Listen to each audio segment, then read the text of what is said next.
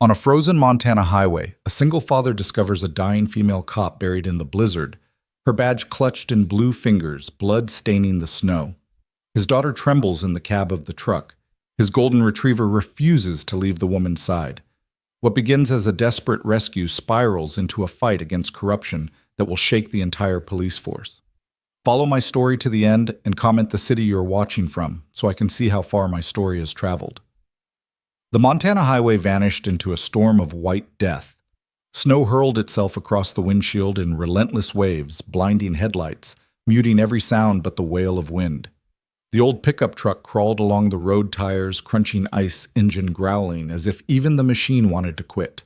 Inside, Ethan Cole gripped the steering wheel so tightly his knuckles had gone pale. He leaned forward as though the extra inches might pierce the wall of snow. Beside him, 8-year-old Lily pressed her mittened hands against the fogged glass. Her breath formed clouds, soft puffs that disappeared as quickly as they came. In the bed of the truck, the golden retriever stirred. Hunter, restless, rose and let out a sharp bark that cut through the storm like lightning cracking a midnight sky. "Easy, boy," Ethan muttered, eyes never leaving the road.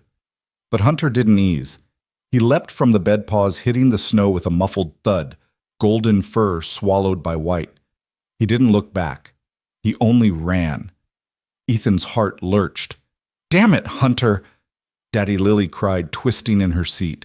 "He's going after something?" Ethan braked tires, skidding before catching again. He threw the truck into park and ripped his door open. The blizzard slammed into him, stealing his breath, freezing his eyelashes in seconds. He could barely see the shape of Hunter through the white curtain. The dog was digging powerful legs, carving trenches, nose pressed to the snow. "Stay in the truck!" Ethan shouted over the storm. "Lock the doors!" Lily's frightened eyes stared at him, but she obeyed, pulling the handle, the click of the lock lost in the wind. Ethan stumbled forward, boots sinking into drifts that reached his shins. Each step felt like dragging lead through cement. The cold pierced straight through layers of denim and flannel, biting into skin. And then he saw it, a splash of red in the endless white. Blood. Dark crimson soaking the snow. Hunter whined and pressed his body, low golden fur spreading warmth across someone. Ethan dropped to his knees, his breath caught. A woman lay half buried in the drift. Her fingers were stiff, clutching a badge. Her uniform, torn and crusted with ice, clung to her frame. Her lips were blue eyes, closed skin gray as ash. For a heartbeat, Ethan thought she was gone. "God almighty," he whispered. Hunter pressed tighter, nose nudging at her chest. His tail gave a single wag, the signal Lisa had trained into him long ago. A signal Ethan hadn't seen in years. Alive. Weak, but alive. Ethan's calloused fingers found her neck. There, faint thready but a pulse. His chest tightened with relief. "Daddy, is she dead?" Lily's small voice cut through the blizzard like broken glass. She'd cracked the window, her face pale, eyes wide. No, Ethan shouted back. Not dead, but close. Hunter shifted, pressing his weight against the woman as though determined to keep her tethered to life. Ethan's mind flashed to Lisa, his late wife, long nights in the barn, her voice steady as she trained Hunter for search and rescue. "He'll save lives when we can't, Ethan. He'll know what to do when we don't." That was before the cancer, before she slipped away, leaving Ethan with a daughter, a dog, and a silence that never really left. He shook off the memory. Now wasn't the time. He yanked off his jacket, heavy and lined with wool, and draped it over the woman, tucking it beneath Hunter's warm body. "Hold her, boy. Keep her warm." The retriever's ears flicked, tail twitching once. Obedience, acknowledgement. Ethan looked at the woman properly now. She was young 30s, maybe. Dark hair matted with blood against her skull. A scar cut across her eyebrow, old but deep. She looked like someone who had fought, who had lived through violence before tonight. "We need to move her," Ethan muttered, though the words were nearly carried away by the gale. He slid his arms beneath her. She was light. Too light. Her body limp, fragile as frost on glass. Hunter leapt back into the bed of the truck as Ethan staggered through the drifts, the woman cradled against his chest. But before climbing into the cab, Ethan's eyes caught something in the snow. Tracks. Not footprints. Tire marks. barely visible beneath the fresh fall, but there, leading from the road to the embankment where she had been lying, then back again. Someone had driven here, dumped her, left her to die. This wasn't an accident. Hunter's low growl rumbled deep, vibrating in his chest. He'd seen it too, smelled it. Ethan's stomach twisted. Through the snow far down the highway, faint headlights flickered, then vanished into the void. He climbed into the cab, laying the woman across the bench seat, Hunter pressing close to her once more. "Daddy?" Lily's voice trembled. "Who would do this?" Ethan pressed the accelerator. The old truck roared, pushing through the storm. "I don't know, baby, but someone wanted her gone." The tires bit into ice, carrying them away from the place where innocence had frozen. Inside the cab, silence pressed down, broken only by Lily's soft sobs, Hunter's steady breathing, and the faintest gasp of air from the woman clinging to life. Ethan glanced at her face. The scar. The badge still in her hand. Something about her seemed heavier than just another stranger, like she carried the weight of something larger, something dangerous. He tightened his grip on the wheel. "Hold on," he whispered, unsure if he spoke to her, to Lily, or to himself. The hospital lights finally cut through the snow, glowing like salvation in the blizzard's fury. Ethan didn't know then that bringing her there would set off a chain reaction, that saving one woman in the snow would drag his family into the heart of a storm darker than any winter Montana could throw. The fluorescent lights of Millbrook Falls Hospital glowed like a sanctuary against the raging storm outside. But the moment Ethan pushed through the sliding doors carrying the unconscious woman in his arms, the sanctuary already felt fragile like glass ready to crack. Snow clung to his jacket, his beard even to Lily's mittens, as she hurried behind him, clutching her sketchbook like a shield. Hunter patted at Ethan's side, fur damp and eyes sharp, unwilling to leave the stranger he'd pulled from the edge of death. The automatic doors sighed shut. The blizzard was muffled, but inside the air smelled of antiseptic, sharp and metallic like bleach and old fear. "Help!" Ethan's voice boomed through the lobby. "Somebody, she's freezing to death!" Nurses rushed forward, the squeak of their shoes on linoleum slicing through the silence of the nearly empty waiting area. A gurney clattered into place. Hands reached for the woman, peeling Ethan's jacket away, fastening oxygen over her pale lips. "Hypothermic," one nurse said sharply. "Pulse weak," another confirmed. Dr. Martinez, lean and steady, with eyes that had seen too many nights like this, snapped on latex gloves. "Get her to Trauma 1. Now." The gurney rolled away, wheels rattling against tile.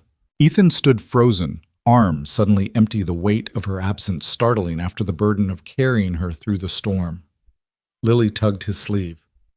"Daddy, will she live?" He crouched, met her wide eyes. Snow still melted in her lashes. "She's in God's hands now, baby, and the doctors." His voice was steady, but inside his chest was a storm of its own. Hunter whined, low eyes fixed on the swinging doors where the woman had vanished. Ethan exhaled, ran a rough hand over his face. He hadn't realized how much adrenaline had been driving him until now. His hands shook. His shoulders ached from carrying her through the drifts, but it was more than exhaustion. It was the tracks he'd seen in the snow, the way Hunter had growled.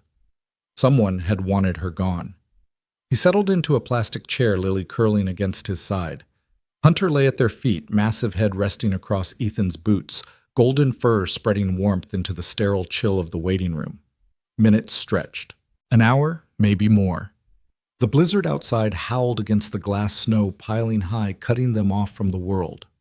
The clock's second hand ticked too loudly. Finally, Dr. Martinez appeared. His gloves were gone, his face shadowed with fatigue. "She's alive," he said first, and Ethan felt something unclench deep inside him. But barely. The doctor continued. "Severe hypothermia, possible concussion. She's lost blood from a head wound. Another hour out there and—" His voice trailed off. He didn't need to finish. Ethan exhaled slowly, relief, but it came laced with dread. "Can we see her?" he asked. Martinez shook his head. "Not yet. She's unconscious. May stay that way 24 hours or longer. But Mr. Cole—" His voice dropped. Low. "Careful. There's something else." Hunter's ears pricked. Martinez leaned closer, lowering his voice so Lily wouldn't hear. She has defensive wounds, cuts, bruises. Someone attacked her. This wasn't an accident. Ethan felt the cold seep into his bones again, not from the storm, but from the truth settling like ice in his blood. Someone had tried to kill her, and now his family was entangled. Hunter pressed tighter against Ethan's leg as though he too understood the shift, the danger rising like a shadow that had followed them inside. The doors hissed again. Another figure entered the waiting room, tall, broad-shouldered, a presence that filled the sterile space like smoke. Sheriff Dalton Briggs. His boots thudded against tile hat dripping snow. His pale eyes swept the room, landing first on Ethan, then on Lily, then on the golden retriever whose hackles rose immediately. "I heard you found someone up on the pass," Briggs said. His voice was smooth, but underneath it was a rasp, a predator's purr. Ethan rose slowly, protective hand on Lily's shoulder. "Yeah. My dog found her." Briggs's gaze lingered on Hunter, then slid to Ethan's face. "Detective Rachel Moore, Denver PD. Not from around here. Strange thing her ending up half dead on our mountain road." The way he said "our" made Ethan's skin crawl. Briggs clicked a pen, pulled a small notebook from his coat. The sound was sharp, mechanical, threatening in the quiet hospital. "I'll need your full statement, Ethan. Every detail." The weight on the word "every" was heavy. Heavy enough that Rachel, unconscious down the hall, seemed to shiver even in her coma. Ethan's jaw tightened. "I told the doctor what happened. My dog Briggs cut him off with a smile that never touched his eyes. Funny thing, a storm like this, visibility near zero. Yet your dog knew exactly where to find her, almost like he was trained." Hunter growled low and dangerous. Ethan placed a calming hand on the retriever's head, but inside fury twisted. Lisa trained him. "My wife. Before she died. Search and rescue. Mountain team stuff." Briggs scribbled, head tilted. That smile again sharp as broken glass. Convenient. Lily clung tighter to Ethan's coat. She didn't understand the words, but she felt the danger in the sheriff's tone. Ethan met Briggs' pale eyes, and for the first time realized the storm outside wasn't the only one he'd be facing. The sheriff tucked his notebook away, but his voice lingered like frostbite. "State police will want to know why a Denver detective ended up bleeding in my county. You'll be hearing from us." He turned and walked away. Boots echoing against the linoleum, each step sounding like a countdown. Hunter's growl followed him until the doors sighed shut behind his frame. Ethan's hand clenched into a fist. He looked down at his daughter, then at his dog, and felt the weight of choices he hadn't asked for but could no longer avoid. This woman, Rachel Moore, wasn't just a stranger in the snow. She was a fuse lit in the dark, and now his family was standing too close to the flame. The door sighed shut behind Sheriff Dalton Briggs. Silence settled, the hard kind, heavy and clinical, like a lid lowering over a jar. The waiting room hummed with the thin electricity of late-night hospitals, vending machine buzz, a distant printer spitting a label, a cough from some unseen corridor. Outside, the blizzard kept grinding its teeth against the glass. Ethan stayed standing for a beat, jaw tight, hand still on Lily's shoulder, the warmth of his palm an anchor for both of them. Hunter's growl faded to a vigilant thrum in his chest, then fell away to steady breathing as the dog laid his head back on Ethan's boots. Daddy, Lily whispered, "I don't like that man." Ethan swallowed. "You don't have to," he said softly. "You just have to let me handle him." "How?" He didn't answer. Not because he didn't want to, because he didn't know. Dr. Martinez returned slower this time, shoulders, a little hunched, eyes rimmed with the fatigue of a town doctor on a winter storm night. He gave Lily a small smile, gave Hunter a careful professional glance, then looked to Ethan. "She's stabilized," he said. "We've got her warmed fluids running oxygen on a slower flow. We'll monitor through the night. If she keeps trending the way she's trending," he shrugged, "we'll see." "And the sheriff?" Ethan asked. The sheriff, Martinez said carefully, "has a badge and keys to all the doors. But I have patience. He'll get whatever he needs at the appropriate time. Not before." Ethan nodded, a grateful flicker in his eyes. "Go home," Mr. Cole Martinez added softer. "Get the kid warm. Let the dog lie down somewhere that doesn't smell like bleach." Ethan looked at Lily, then at the swinging doors that had swallowed the woman in uniform. He shook his head. "We'll wait." Martinez studied him, saw the set of his shoulders, the kind that doesn't move when it's supposed to. "All right," he said. "I'll bring blankets." Time stretched. It did the thing time does in hospitals, elongating, tightening, loosening, turning the minute hand into a slow silver river. Ethan bought a coffee from a machine that thunked like a bad engine. It tasted like pennies and cardboard. He drank it anyway. Lily colored in silence, tongue caught in the corner of her mouth, the crayon squeaking faintly on cheap paper. She drew a dog, a woman in the snow, a truck with a big blue windshield. She drew snowflakes like little asterisks falling across the page. Hunter listened. That's what it looked like listening. To vents, to the elevator, to footsteps, to the weather gnawing at the building trying to get in. At some point, midnight folded into 2 in the morning, then into 4. The storm kept speaking in white noise. A nurse draped a fleece over Lily's knees. Another tucked a second blanket around Ethan's shoulders without breaking stride. Ethan took his ring from his jeans pocket and turned it between thumb and forefinger. He didn't put it on. Not anymore. But sometimes he needed the circle in his hand, the symbol of something that had not ended so much as changed shape into absence. "Miss Moore," a nurse's voice floated down the corridor, then vanished. Names, Ethan thought. She had one, not just a badge and a wound and a scar. Rachel Moore. He turned the name over in his mind until it softened, until it felt less like a headline and more like a person. Morning came gray, then winter blue. Snow still fell slower now. The glass panes were frosted at their corners, feathered with delicate patterns that looked like handwriting from another century. Lily slept curled like a comma against Ethan's side, Hunter's back pressed to her boots, the dog's breath warming the plastic chair legs. A nurse touched Ethan's shoulder. "Mr. Cole." He blinked himself back to the room. "Yeah, she's asking for water," the nurse said. "And she asked who brought her in." Ethan stood too fast, the blood surging up, then dropping. He steadied himself with a hand on the chair. "Can my daughter?" Later the nurse said, gentle but firm. "Let's keep it quiet for the first few minutes." She glanced at Hunter. "He can come if he stays at the foot." "He'll stay," Ethan said. "He knows how."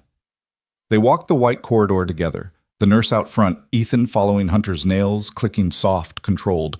Doorways slid past, 1, 2, 3 single beds and beeping machines, and the smell of iodine and warmed blankets, and the human sound of someone somewhere crying into a pillow. Trauma 1. The nurse eased the door open. The room felt both loud and very, very quiet. Monitors clicked and hummed. Oxygen whispered. The fluorescent lights were dimmed.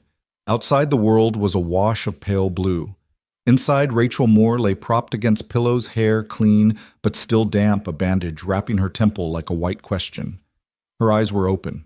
Clearer than Ethan expected. A cop's eyes, he realized. They took inventory door window equipment, exits him and then Hunter. Something in her face loosened. Not relief exactly. Gratitude with caution folded into it. "Hey," Ethan said, stopping short of the bed. "I'm Ethan Cole," she said. Voice raw, low, but steady. Then with a small curve of her mouth. "And that's the hero." Hunter's tail wagged twice. He moved to the foot of the bed and put his head on the blanket with deliberate gentleness, as if he'd learned somewhere not to tug on tubes. Rachel's gaze went glassy for a second. Her fingers, those strong, nicked fingers, moved into his fur like they were finding a handhold on a cliff. She took a breath that sounded like winter air when the lungs burn. "I remember the cold," she said. Then warmth. Heat against my chest. Fur. The smell of a tremor. Dog. Life. Ethan let out a sound he hadn't known he was holding in. A small laugh. A swallow. Something human. He does that. My wife trained him. Search and rescue. He caught himself the past tense, catching his ribs in a familiar bruise. She was good at it. Rachel's eyes lifted to his. She saw it there, the shape of the loss, the way it still lived with him like a roommate. She nodded once, the way people who carry their own losses nod. Simple, respectful, no questions. "Water?" the nurse asked. Rachel nodded. Greed rising and shame following it, both very human. She took a sip, coughed once, tried again. The second sip stayed down. Color crept back into her mouth. The nurse adjusted a line, checked a monitor, made notes with a pen that clicked briskly. "I'm Lily's dad," Ethan said after a moment, as if that were the most important biography he possessed. Maybe it was. "We were driving." Hunter jumped out. "He doesn't do that unless—" He trailed, glancing at her bandage. "Unless he smells death," Rachel said, voice dry. Then softer. "Or life trying to leave." Ethan nodded. There were tire tracks, faint, coming off the road, going back.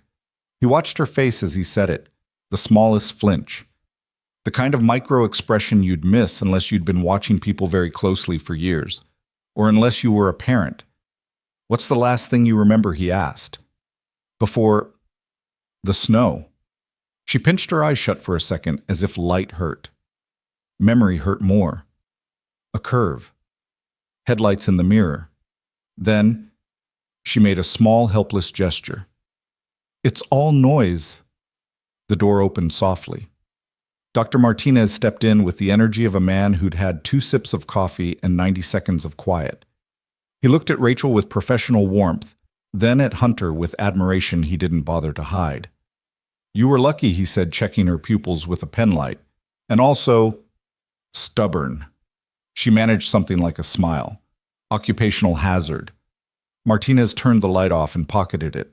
"Concussion. You'll have headaches. You'll be tired. Things will slosh around in there for a bit. It'll pass. But concussion protocols mean you shouldn't be alone for 72 hours. Someone should wake you, monitor. You make sure your speech doesn't slur." He glanced at Ethan. "Make sure she doesn't decide to go chase bad guys." "That a medical order?" she asked, dry. "That's a medical plea," he said. "And yes, an order." Rachel's eyes drifted toward the window. Snow, endless and bright, lay across the parking lot. A plow made a slow pass the blade, throwing a scarf of white aside. "There's a motor lodge," she said, "reflex more than plan. Main Street." Martinez shook his head. "Closed last month." Murphy finally hung it up. "Then I'll find—" She stopped. She didn't have another noun ready. Motel, friend, safe house. None of those words lived here. Ethan heard himself speak before he measured the sentence. It was instinct, the same one that had shoved him out of the truck into the storm. "You can stay with us." She turned to him, startled, wary, grateful, all in one inhale. "Mr. Cole." "I don't know if it's Ethan," he said. "And it's not charity. It's logistics." He tried to make it sound like a spreadsheet. It wasn't. It was a man staring at a stranger's scars and hearing footsteps in the hall that sounded like trouble in human shoes. "We've got a spare room. Lily will be at school during the day." Hunter already voted. At the foot of the bed, Hunter thumped his tail once, then placed it carefully back along his flank, like he'd filed an official statement. Rachel looked at the dog, then at the man, then away. She breathed in shallow, out slower. The room seemed to contract around the question and expand around the answer. Dr. Ethan asked, deferring, needing a witness, maybe a permission slip he could wave at his future self when doubt walked in at 3 a.m. Martinez scratched at his jaw.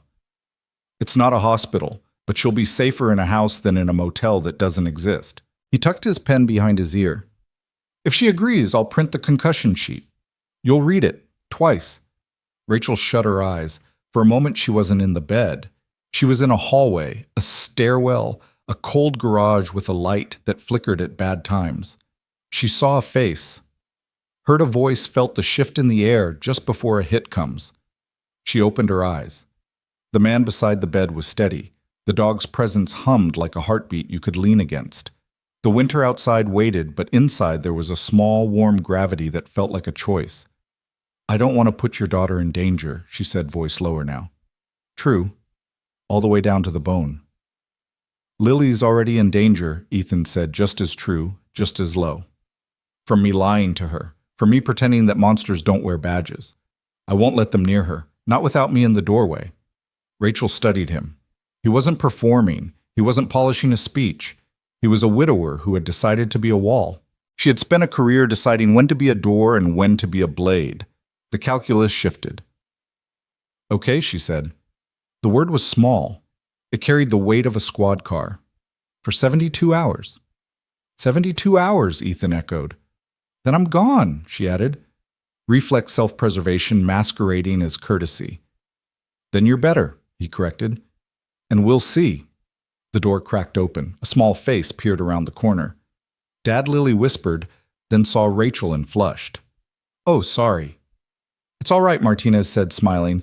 Come say hello, Miss Lily, and then let our detective rest.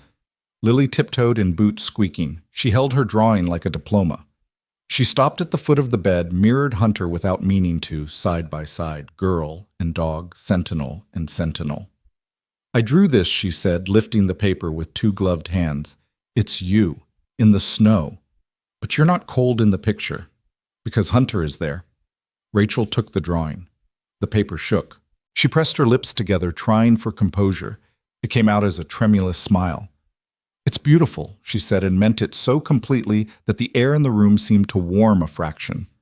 Thank you, Lily. You can sleep in our guest room, Lily announced, decisive as only children and generals are. It has the best window. The moon comes right there. She pointed to an imaginary square in the air.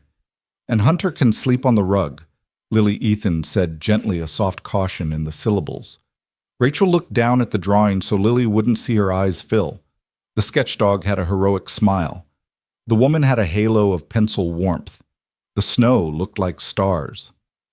Okay, Rachel said again, this time to the little girl who had offered her the moon. The monitors went on monitoring. The snow went on falling. Somewhere down the hall, a phone rang twice and stopped. Martinez printed a discharge plan, the pages spooling out like a recipe for how to walk through the next 3 days without breaking. Ethan thanked the doctor, thanked the nurse, thanked the universe, or tried to. Gratitude comes out awkward when it has to squeeze past fear. He folded Lily's drawing, then unfolded it again, smoothed it on his thigh, and didn't fold it a second time. 72 hours. Rachel murmured, eyes on the window, voice finding a steadier pitch. We can do a lot in 3 days. Ethan heard the cop in that sentence, the strategist. He also heard the human being who'd almost been erased by a ditch full of snow and someone else's intent. He nodded once. We'll use every hour, he said. Hunter exhaled long and satisfied, as if a decision had been made he had been waiting for them to make. He shifted his weight, rested his chin on the quilt, and stared at the door like a soldier guarding a threshold. Outside, the storm began to tire. Inside, a different one prepared itself quietly. Not wind, not ice. People, plans, names. The kind that leaves no drifts but does leave scars. When the nurse dimmed the lights another notch and eased out, Ethan stepped back. Rest, he said. We'll be here. Rachel let her eyes fall closed. The dog's warmth at her feet. The child's drawing on the bed tray. The widower's voice in her ears, the kind that could hold a room steady even when the floor shifted. She let sleep climb toward her. She let it take her. On his way back to the waiting room to gather Lily's things, Ethan passed the vending machine against the far wall. In the reflection on its clouded plastic, he saw a shape move past the nurse's station, a tan coat, a pale gaze, a hat brim like a blade. He stopped breathing for a beat, then started again in short, silent measures. When he turned his head to look straight on, the corridor was empty. The machine's hum filled the space where footsteps might have been. He told himself it was nothing. He told himself the sheriff had gone home. Hunter, back in the room, opened one eye and looked at the door without lifting his head. Then he closed his eye again, but not all the way. Rest would come, but not easily, and not for long. Morning broke across Montana like a bruise, gray, heavy, spreading slowly over the town. The blizzard had weakened, though its remnants still swirled in the air, a restless ghost refusing to let go. Icicles clung to the hospital's awning, dripping slowly drop by drop, as if measuring time with cold precision. Inside, fluorescent lights flickered with a low hum. Machines beeped in steady intervals. Somewhere down the hall, a nurse pushed a cart, the wheels squeaking against waxed linoleum. Ethan sat slumped in a chair beside the bed, a styrofoam cup of coffee cooling in his hand. His beard was damp from melting snow that had refused to dry overnight. Dark circles pooled beneath his eyes. He had dozed in fragments, never fully sleeping, always half alert like a soldier standing guard. Lily was curled in the second chair, knees to her chest head, pillowed on her folded arms. Her sketchbook was clutched against her stomach, a crayon still loosely pinched between her fingers. Hunter, loyal as always, stretched across the foot of the bed, his golden fur pressed against the thin blanket. His chest rose and fell in rhythm with the woman lying above him. Rachel stirred. Her eyelids fluttered once, then again, heavy with the weight of both medication and pain. Her hand moved instinctively to her temple, finding the bandage that still wrapped her head. She inhaled sharply when the ache reminded her what had been done. A faint moan escaped enough to pull Ethan from his half-sleep. He straightened, set the coffee down, leaned forward. "You're awake," he said, voice low, threaded with relief. Rachel's eyes opened fully now, adjusting to the dim light. She blinked at him, then at Hunter, then finally at the child curled like a fragile bird in the chair. Confusion flickered, then clarity. "You're... Ethan..." She rasped, her throat raw. He nodded. "Ethan Cole. That's Lily." He gestured gently toward his daughter. "And that's Hunter." Her eyes softened at the sight of the retriever, her hand reaching almost instinctively toward the fur beneath the blanket. Hunter's tail thumped once deliberate, as though confirming recognition. Rachel swallowed. "Your dog saved my life." Hunter wagged again, eyes steady, as if he understood every word. Ethan leaned back, the chair creaking under his weight. "He's good at that. My wife." He stopped, drew in a breath. She trained him. Before she passed. Rachel's lips parted. Her eyes met his, lingering with something unspoken. She saw the grief resting there, a shadow carved deep. She didn't push. She didn't need to. Instead, she whispered, "I remember. Cold. Snow swallowing me. Then, warmth. It was him. Pressed against me. I thought I was gone. Then I wasn't." Her voice cracked. "The memory of almost dying is never neat." Ethan cleared his throat, searching for steadiness. "You held on. That's what matters." Rachel looked at him, then really looked. The tired but strong face, the rough hands still gripping his knees as though he needed something solid, the way his daughter trusted sleep in his presence, and the dog steadfast at her feet, eyes like sentinels in the dark. "I owe you all more than I can say," she whispered. Ethan shook his head. "You don't owe us. You owe yourself to keep fighting." Silence followed, thick and human, the kind where truths hang unspoken. Then Lily stirred. She stretched, yawned, rubbed her eyes with tiny fists. When she noticed Rachel awake, she gasped, springing upright. "You're alive," Lily blurted, innocent, stripping away hesitation. She scrambled forward, holding up her sketchbook with pride. "I drew this. It's you and Hunter. In the snow." She thrust the drawing onto Rachel's lap. Crayon lines showed a woman lying in drifts, a golden dog pressed to her side. Around them, swirling blue lines for the storm, little stars of white pencil for snowflakes. Rachel's hands trembled as she held it. Tears blurred her vision. "It's beautiful, sweetheart. Truly beautiful. Thank you." Lily beamed, shoulders straightening, pride glowing in her small frame. Rachel reached out fingers, brushing the girl's cheek with careful tenderness. "You have a brave heart," she said. Hunter leaned closer, his nose nudging Lily's knee as though seconding the observation. Ethan watched the exchange, chest tightening in ways he hadn't felt in years. The sight of his daughter's innocence touching the broken edges of a stranger. The sight of that stranger letting her guard down, if only for a heartbeat. The moment fractured when the door clicked open. A nurse entered, followed by Dr. Martinez. He carried a clipboard, his expression composed but cautious. "Detective Moore," he greeted gently. Rachel shifted against the pillows. "Rachel," she corrected quietly. "Detective can wait." Martinez nodded. "Rachel, you're stable enough to leave, but with conditions. Concussion protocols require supervision for at least 72 hours. Do you have family nearby?" Her lips pressed together. The pause stretched long. "No. No family here." The doctor raised his brows. "Friends, colleagues." Rachel's gaze flicked briefly to Ethan, then away. "No. Just work contacts." Martinez's frown deepened. "Then I can't recommend you stay alone." "I'll be fine," Rachel said, her tone a little too quick. No, Ethan interrupted, voice firmer than his own thoughts had prepared. You won't. Rachel turned, startled. The motor lodge is closed, Ethan continued. Nowhere else safe. Stay with us, just until you're strong enough. Lily clapped her hands together, her joy unfiltered. Yes, she can sleep in Mommy's old room. The words froze the air. Ethan's breath hitched. His hand gripped the chair until his knuckles whitened. Rachel's face softened, guilt rippling through her features. I didn't mean to, Lily stammered, realizing too late the landmine she'd stepped on. It's okay, honey, Ethan said quickly, forcing a thin smile. He looked at Rachel, voice quieter. The guest room will be perfect. Rachel studied him.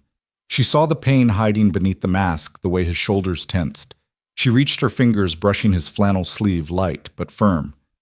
If this is too much, she murmured, I'll find somewhere else. I don't want to reopen wounds. Hunter stood turned, looked at both of them, then padded toward the door. He sat tail swishing, once gaze expectant. His silent message was clear. Home. Ethan exhaled slowly. The decision once spoken became a weight he could not set down. Lisa would have insisted he said his wife's name, tasting both sweet and bitter. She'd be furious if I left you out in the cold. Rachel closed her eyes briefly. Gratitude, sorrow, hesitation all folded into one. Then, thank you. That night the Carter house waited at the end of Maple Street, wrapped in snow, and silence lace curtains faintly yellowed at the edges, a white fence bowed beneath frost. A place that looked like a painting, like safety. But for Ethan, Rachel, Lily, and Hunter, it was about to become the center of a storm no weather report had warned them about. The Carter house stood against the fading storm, like something from a half-forgotten painting. White-clapboard walls, weathered but sturdy, a porch that wrapped around the front, and a tire swing dangling from the old oak tree out front, its rope frozen stiff with ice. Snow blanketed the yard in an untouched sheet, muffling every sound, softening every edge. But underneath that quiet lay the unspoken weight of a home marked by loss. Ethan parked the truck engine, ticking in protest as it cooled. He stepped out first, boots crunching in the snow, then turned to help Rachel from the cab. Her legs were shaky stiff from hospital rest and the bruises blooming under her uniform. Hunter jumped down gracefully, circling once before trotting toward the porch tail high, as if announcing they had returned to safe ground. Lily bounded out next, backpack swinging from her shoulder, a grin lighting her small face. This is our house, she announced proudly, as though it were a castle and not a modest two-story that creaked in winter. You're going to love it, Miss Rachel. Wait until you see the swing? Rachel smiled, though her face was pale, her body fragile. It's beautiful, she said softly, her gaze lingering on the garden beds, dormant now, but clearly once cared for by a tender hand. She noticed the lace curtains neat but a little frayed. The porch railing, painted white, bore small chips where a child's hands had likely gripped too tightly, and the photographs she glimpsed through the front window frames where one face had been cut away like a wound hidden in plain sight. Inside, warmth spread from the wood stove, its iron belly glowing the air thick with the smell of burning cedar. Ethan carried Rachel's small overnight bag, while Lily kicked off her boots, scattering clumps of snow across the entryway. Hunter shook himself, sending a spray of melted flakes across the floor.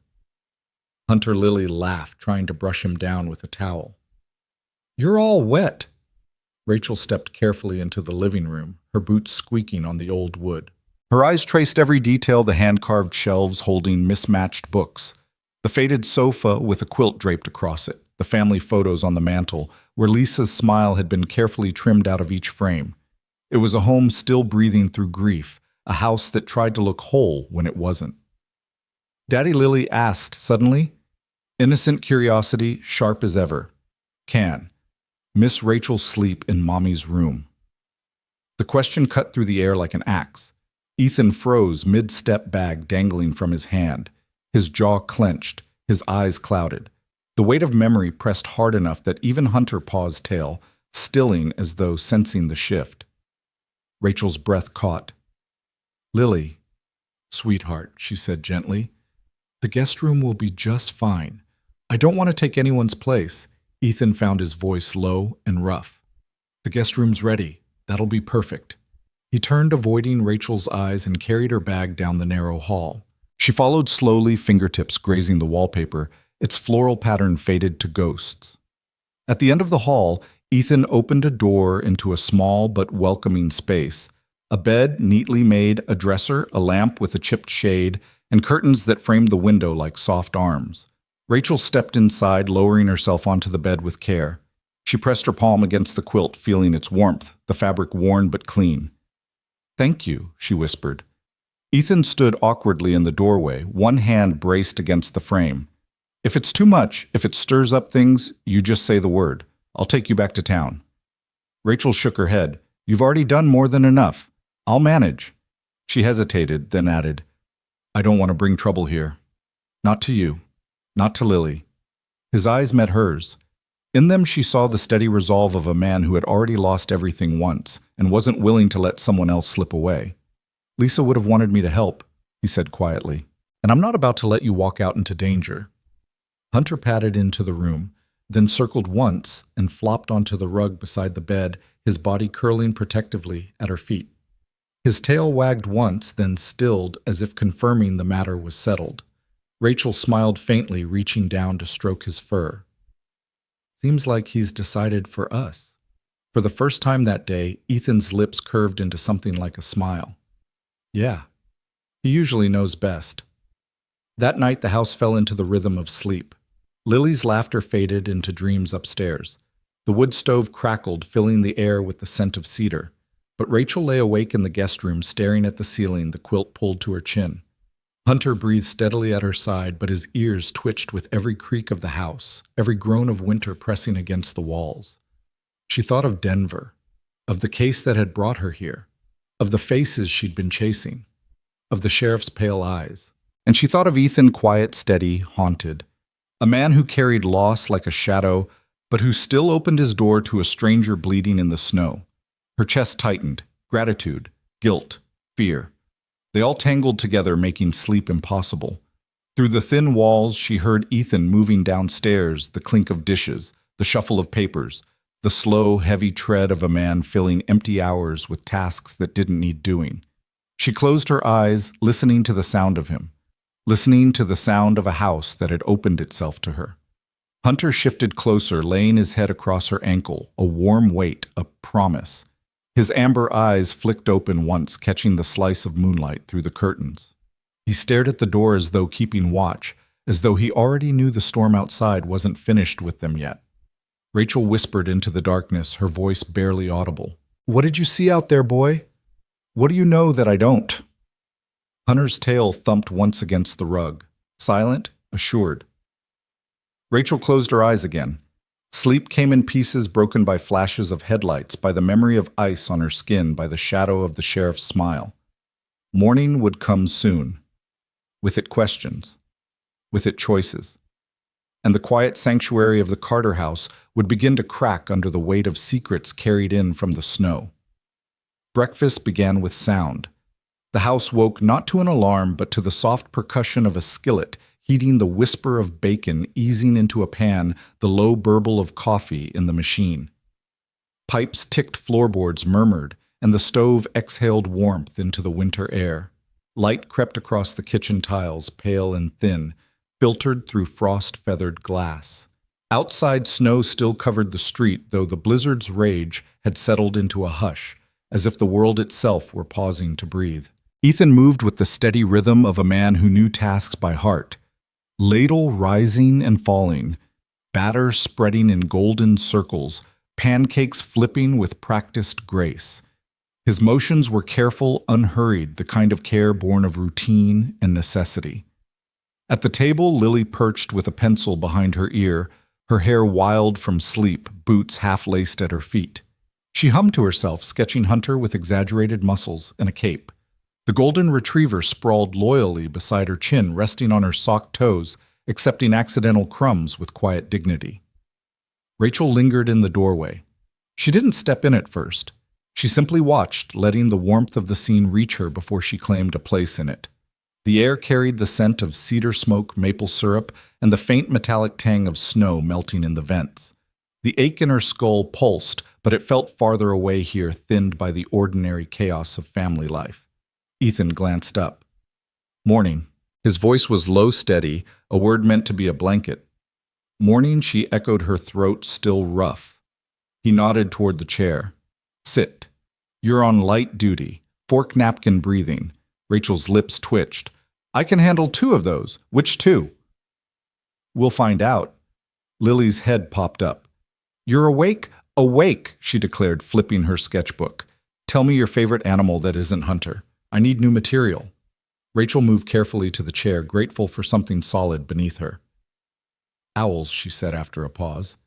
"They listen before they move." Lily considered this with solemnity. Owls are wise, but they can't wag their tails. She returned to her drawing. Hunter still wins. The dog thumped his tail once, sealing the verdict. Ethan slid a plate in front of Rachel pancakes and a neat stack bacon curled in an arc, a square of butter beginning to melt. He placed a mug beside it, steam curling into the air. The coffee's warmth reached her even before the taste did, settling against her like a quiet hand. "You don't have to cook for me," she murmured. "I like to," Ethan said, flipping another pancake. "Makes the house feel less empty." The words hung between them, simple, unadorned. Rachel's fork hovered in midair. She saw Lisa in the empty spaces, the careful curtains, the spice jars lined just so. Love leaves fingerprints. Grief tries to erase them. Living brings them back. Lily whispered into Hunter's ear, "She likes owls. That means she used to be sad, but now she's getting better." The retriever blinked at her, perhaps understanding, perhaps just angling for another crumb. Rachel cut a small piece of pancake. The flavor was ordinary and perfect. "This is good." "Credit the griddle," Ethan said. "It handles pressure better than I do." "And better than the sheriff?" Lily added impulsively, then clapped a hand over her mouth. Rachel spoke before the silence grew sharp. "It's all right. You can say what you feel in your own kitchen." Ethan's glance toward her carried a quiet gratitude. He shifted to Lily. "Boots, hat, gloves." "The bus won't wait." "Layers," Lily said, pulling scarves from the basket by the door. "Dad always hides hand warmers in my backpack." "I know you know," Ethan said. "That's why I hide too." Rachel sipped her coffee, watching them move around each other with an ease she hadn't felt in years. It was dangerous, this kind of watching. Attachment could cut deep. But Hunter pressed lightly against her shin, as though reminding her that sometimes rules don't save you. "People do." "Headache?" Ethan asked quietly. "About a 3, she said. "Dizzy if I move too fast." "Then we'll keep it slow," he answered. She laughed once, surprised at the sound. She hadn't heard herself laugh in months. When Lily was finally bundled and ready, Ethan walked her out to the curb, Hunter trotting proudly beside her. Rachel stayed in the doorway, one hand braced against the frame, watching them cross the snowy yard.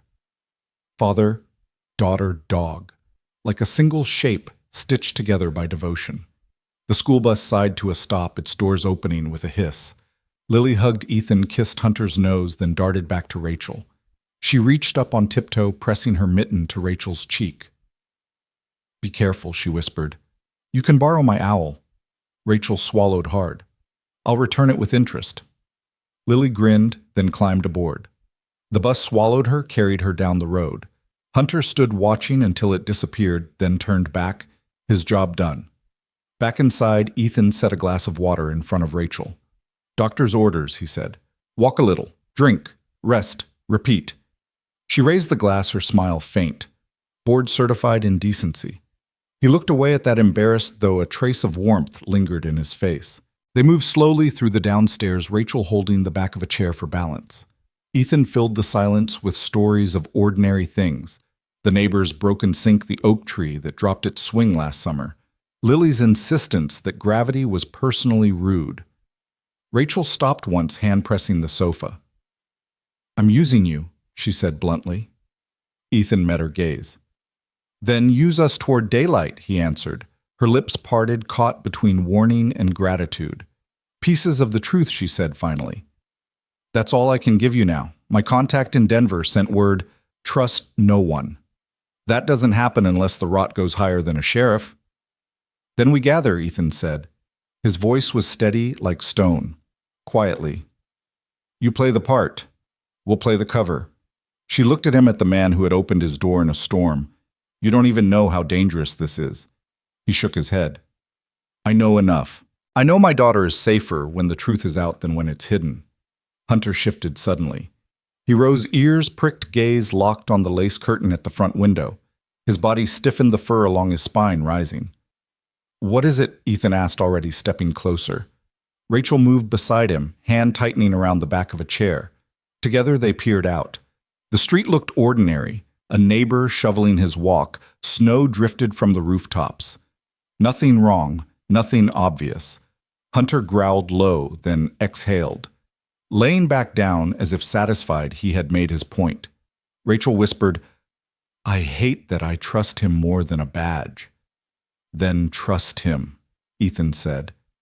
They returned to the kitchen, both carrying the silence of that warning. Rachel sank onto the couch, fatigue pulling at her again. Ethan fetched a cardboard box from the closet, setting it on the coffee table. Inside were photographs Lisa in the kitchen flower on her cheek. Lily gripping Hunter's ears when she was a toddler. Ethan sifted through them, each picture a weight, each picture a release. Rachel studied one quietly. She was beautiful. She was loud. Ethan corrected gently, his eyes shining, and brave. For a moment the room was softer, grief turning into memory. Then came the knock. 3 raps. A pause. 2 more. Exact, deliberate. Hunter's growl began in his chest, rising like thunder far away. Ethan met Rachel's eyes. No words, just a shared understanding. She nodded once. He placed his hand on the doorknob, then drew it back, the air between them tightening. The house listened. The winter listened. And so did the man standing outside on the porch. The knock hung in the air like an echo rattling around the quiet rooms of the Carter house. Hunter had already planted himself in front of the door. Body stiff, tail low, ears pricked toward the wood. His growl vibrated like a low engine idling, waiting for Ethan's command. Rachel's pulse climbed. She rose halfway from the couch before the room tilted, a flash of dizziness, reminding her of the concussion. She gripped the armrest hard, forcing her body still. Her eyes never left the door. Ethan stood motionless. His hand hovered just above the knob, but didn't touch it. 3 seconds passed. Then 4. The silence pressed like another weight. The knock came again, slower this time. 3 raps. A pause. 2 more. Exact. "Who is it?" Ethan's voice carried steady, but Rachel heard the tension coiled inside it. A pause. Then a voice. Smooth calm, threaded with ownership. "Sheriff Dalton Briggs, just checking in." Rachel's stomach dropped. Her fingers clenched around the fabric of the couch. Hunter barked once sharp before dropping back to a guttural growl. Ethan slid a look at her. A silent question. "Do I open it?" Rachel shook her head, lips pressed tight, but Briggs's voice came again, louder this time. "Ethan, you gonna leave your sheriff standing out here in the cold? That's not very neighborly." Ethan exhaled slowly. He bent, whispered to Hunter, a sound too low for Rachel to catch. The dog's growl softened, though his body remained a barrier. "Stay where you are," Ethan murmured to Rachel. Then he opened the door. Snow swept in first, a rush of cold air curling around boots and coats, and then Briggs filled the frame, broad shoulders dusted with flakes, pale eyes cutting into the warm interior like blades. He stepped in without waiting, stomping snow off his boots, gaze sliding over the room like a searchlight. "Cozy," he said, as though the word were an accusation. His eyes lingered on the stove, the breakfast plate still in the sink, Lily's crayons scattered across the table. Then they landed on Rachel. "Well now," he said softly. "Detective Moore. On her feet already." Rachel kept her face calm, her body still. "Sheriff? Doctors must work miracles here," Briggs continued, peeling his gloves off, finger by finger. "A couple days ago, you were half dead in the snow. Now you're having pancakes." Ethan's jaw flexed. "She's recovering. Doctor's orders were rest, not interrogation." Briggs's smile was all teeth, no warmth. Just a friendly visit. Wanted to hear directly from the detective herself before state police arrive. "You know how paperwork likes every detail." He pulled his notebook from his coat pocket again, the click of his pen loud in the small room. He didn't sit. He stood tall, filling space, his posture calculated. Rachel's pulse hammered in her temple. She forced her voice steady. I remember driving up the pass. Weather deteriorated. Next thing I knew, I woke in the hospital. That's it. Briggs tilted his head. That's it. Head injuries, Ethan interjected. Doctor said memory can be patchy. Briggs's gaze shifted. Funny, she can remember medical advice, but not how she ended up face down in my county's snow. Hunter took a step forward, teeth barely bared a sound like thunder rolling deep in his chest. Control your animal, Briggs said flatly, though he didn't move closer. He's reading you, Ethan replied evenly. Rachel could feel the air thickening, each second stretched tight. She thought of her FBI contact's warning, trust no one. She thought of the tire tracks in the snow. She thought of Briggs's eyes, pale as death, calculating as a ledger. Briggs clicked his pen shut, sliding it back into his pocket. Denver PD will be sending someone. We'll get to the bottom of why a detective from another state nearly bled out in our mountains. He paused, then added, and why she ended up here. The weight of his words pressed down hard. Not a question, a warning. He tugged his hat lower, pulled his gloves back on, and stepped back into the doorway. You take care now, Ethan. Wouldn't want this storm to claim any more lives. The door closed. The snowstorm's howl filled the silence he left behind. Rachel exhaled shakily, realizing she had been holding her breath the whole time. Ethan locked the door hand lingering on the bolt. His shoulders were tight, his jaw set. He turned his eyes, meeting hers. You're not here for an accident, he said quietly, though the words landed like a hammer. Rachel's throat closed. She wanted to lie. She wanted to say yes, but Hunter moved to her side, pressing against her leg, his body warm, grounding, his eyes fixed on her with something that felt like insistence. Ethan sat opposite her, leaning forward, voice steady but firm. Tell me the truth. You dragged my family into this the second you collapsed in the snow. I can't protect Lily from shadows. I need to know what we're fighting. Rachel's lips trembled. Silence stretched. Hunter pressed closer. Ethan didn't move, didn't look away. Finally, Rachel spoke. I came here to investigate Sheriff Briggs, she whispered. And what I've found, her eyes closed briefly. Corruption. Tampered evidence.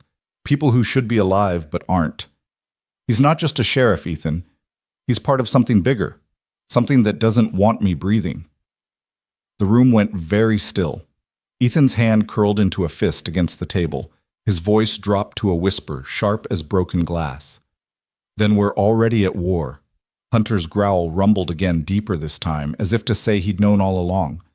The house was silent after Briggs left, but it was not the silence of peace. It was the heavy kind, the kind that hummed through walls, filled every corner, and pressed against skin until it felt like armor cracking. Rachel sat stiff on the couch, her hands clenched in her lap, staring at the door as though the sheriff's shadow still lingered there. Hunter paced once back and forth, nails clicking on the hardwood before settling at her side, his head angled to rest on her thigh. His steady weight was grounding, but her pulse still raced. Ethan leaned against the doorframe, arms crossed, the muscle in his jaw working like a stone caught in the river of his face. He studied her, waiting. Not demanding, just waiting. Finally, he spoke, his voice quiet but implacable. Start talking. Rachel looked down at Hunter, fingers threading into his fur. If I tell you, you can't unknow it. And if Briggs even suspects what you know, Ethan cut her off. He already suspects. He stood in my house and tried to measure how much I'd break. So either you tell me now or I send you back into that storm and hope you're gone before he decides to come back. Her head snapped up, eyes flashing. You'd really throw me out after saving me. His stare held steady. Not throw you out, protect my daughter. I buried one woman I loved. I won't bury my little girl because someone else's fight walked through my door. The air cracked between them. For a moment, only the pop of the stove fire filled the room. Rachel exhaled, shaking her head, voice trembling against the confession. Briggs isn't just a crooked sheriff. He's running a pipeline. Evidence disappears. Witnesses vanish. Cases collapse. Some of the missing children, Ethan. Women. They never resurface. I came here to trace it, to document enough to make it stick. But the net is bigger than him. Files suggest state connections, even federal ties. Briggs is a small-town face for something national. Ethan absorbed the words like a blow to the gut. His hand gripped the doorframe tighter. "And you're saying they tried to silence you out there on the pass?" Rachel nodded. "Yes. Someone knew where I'd be, knew my route. They forced me off the road, dragged me out, and left me there to freeze." Briggs made sure he arrived at the hospital not as rescuer but to intimidate. "He wants me gone before Denver sends backup." Hunter growled low, the sound vibrating against her legs. Ethan stepped forward, lowering himself into the chair opposite her. His dark eyes met hers, steady, solid. "So what's your plan?" Rachel's lips twisted. "I had one. Gather evidence, survive long enough to hand it over to the Bureau. But my contact in Denver..." She hesitated. "They warned me before I blacked out, trust no one. Which means the rot isn't just here. It runs deeper. I don't know who in law enforcement I can turn to." Ethan sat back, slowly exhaling through his nose. His gaze flicked to Lily's crayon drawings scattered on the table, then back to Rachel. "Then it's just us." Rachel's throat tightened. "I didn't want to drag you into this." "You didn't have a choice," Ethan said, voice hard. "Neither do I." Briggs looked at my daughter like she was leverage. That was enough. Hunter lifted his head, ears pricked as if affirming Ethan's words. Rachel's chest ached with a strange mixture, guilt, yes, but also a spark of something she hadn't felt in months. Not trust. Not yet. But the possibility of it. "You're a handyman," she said softly, almost accusing. "What can you possibly do against men like him?" Ethan's mouth curved into something grim, almost humorless. "Fix things. Break things. Slip into places nobody notices. People talk when they think I'm just patching a wall. And my wife..." His voice faltered, then steadied. She trained Hunter. She believed he could read danger better than any man.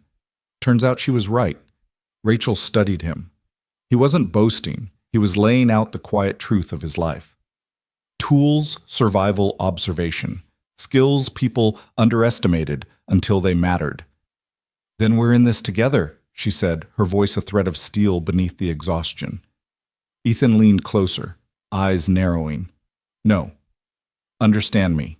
If Briggs pushes, if things go sideways, Lily comes first. Always. I will burn this whole town to ash before I let him touch her." Rachel held his gaze. "I wouldn't ask for anything else." Silence stretched again, but it was different now. Not emptiness.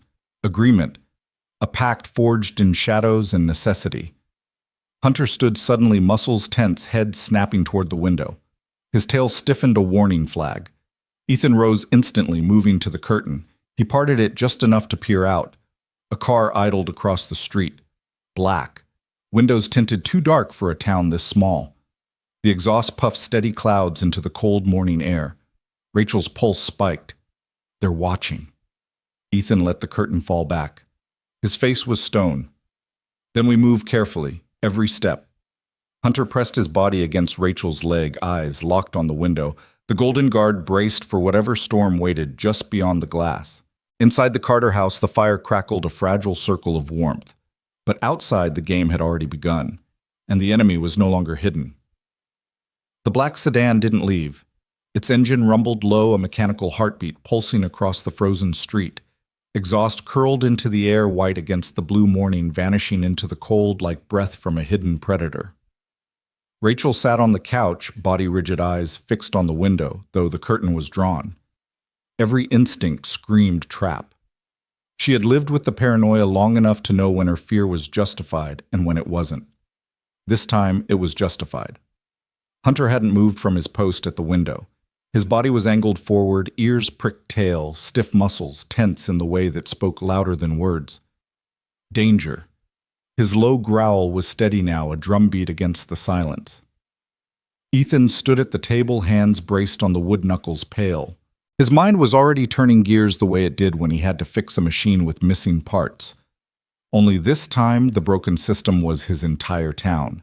"Could be state police," he muttered, though his tone carried no belief. Rachel shook her head. "State police don't sit in tinted sedans across from houses at dawn. That's surveillance." Briggs's men... Her throat tightened. or worse. The Bureau's compromised. My last contact warned me trust no one. If they know I'm here, it isn't because Briggs alone told them. It means the leak runs higher. Maybe all the way to Denver.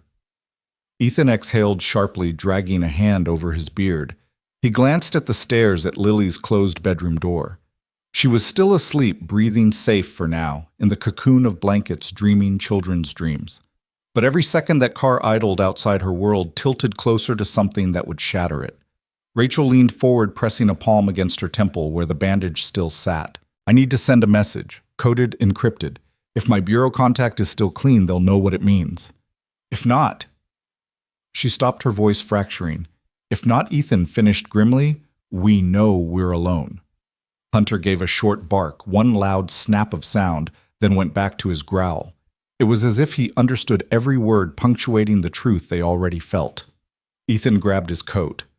We're not staying in this house, not with Lily upstairs and that car out there. Rachel rose unsteady but resolute. Where would you go? He paused. Eyes dark. There's a workshop out back. From the road, you can't see the windows. If I angle a mirror through the side, I'll know how many are inside that car. Who's watching? Ethan. He held up a hand. If I don't check, then we're sitting ducks. If I do check, at least I know what storm is about to hit my family. Rachel's chest tightened. This wasn't his fight. She dragged him into it. And yet the way he spoke, steady, practical, protective, left no room for argument. I'll come with you, she said. The hell you will? He snapped, sharper than he intended. Then softer. You're barely standing. You stay here. Watch Lily. Hunter stays with you. Hunter barked once as though disagreeing with the division of duties. Ethan crouched, staring into the dog's amber eyes. Guard them, he said firmly. No one in. No one near. Hunter licked his hand-tail, swishing once in reluctant agreement. Rachel's eyes followed Ethan as he pulled on gloves and hat, his silhouette filling the doorway. The door creaked as he eased it open, letting in a knife of cold air before slipping out. The seconds stretched. Rachel stood at the window, breath fogging the glass. She pulled the curtain aside just enough to see Ethan move low across the yard, his figure blending into the snowbanks. He slid into the side of the workshop, vanishing from sight. Her pulse drummed in her ears. She counted breaths. She listened for the sound of an engine revving, doors slamming, men shouting. But the sedan remained still, a predator content to watch. Upstairs, Lily's footsteps pattered. Rachel forced calm into her voice. Morning, sweetheart? She called even as her throat threatened to close. Breakfast is still on the table. Lily descended in striped socks, hair tangled, clutching a stuffed animal. She blinked at Rachel, then at Hunter, growling low at the window. Why's he doing that? Rachel forced a smile. Just keeping watch. That's his job. Hunter flicked his ears back as if to agree. Minutes later, Ethan returned. Snow dusted his shoulders, his breath sharp in the cold air as he closed the door behind him. Well, Rachel asked too quickly. His face was grim. Two men inside. Suits. Not locals. They've got binoculars. They're not even trying to hide the surveillance. Rachel's stomach dropped. Then it's not Briggs alone. This is higher. Ethan nodded. They're waiting, watching, measuring how we move. Lily's small voice cut in. Daddy, who's outside? The air went still. Rachel's heart clenched. Ethan knelt, pulling his daughter close, speaking in the voice he used when storms knocked out power, and she was scared of the dark. Just some people keeping an eye on things. Nothing you need to worry about. I'll keep you safe. Her eyes searched his, innocent but sharp. Promise, he whispered. Rachel turned away, blinking, hard guilt burning in her chest. She was the reason those men were there. She was the reason Lily needed promises of safety at all. Ethan rose, jaw set. We can't stay passive. If they're watching, then they know you're alive. And if Briggs knows you're alive, then he's planning the next move, Rachel whispered. And if he moves before Denver arrives? Hunter growled again, louder now, staring at the window as though he could already see the next step in the game. Ethan placed his hand on the dog's head, steady grounding. Then he looked at Rachel, his eyes full of a resolve that cut through her fear. Then we don't wait, he said. We move first. The fire popped in the stove. Snow slid from the roof outside. The sedan's engine purred steady as ever. And inside the Carter house, lines were being drawn quietly without ceremony, but unbreakable. The sedan never left. It sat like a shadow pinned to the curb, its dark windows reflecting nothing, its engine a low growl under the winter morning. For hours, it didn't move, didn't blink, didn't flinch, just watched. Inside the Carter house, the tension thickened with each tick of the clock. Even Lily, who usually filled the space with chatter and crayons and laughter, had gone quiet. She perched on the rug beside Hunter, small hands stroking the retriever's fur as though she could anchor herself to his steady presence. Rachel sat near the window posture, straight jaw tight.